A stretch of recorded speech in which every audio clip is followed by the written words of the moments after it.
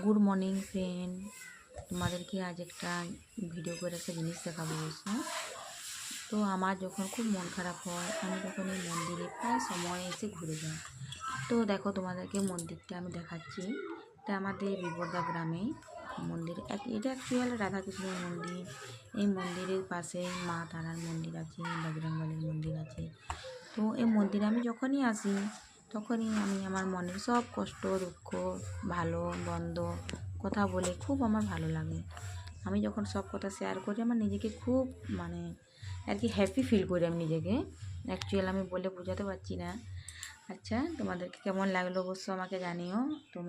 আমাদের এই মন্দির তোমাদের কেমন লাগলো।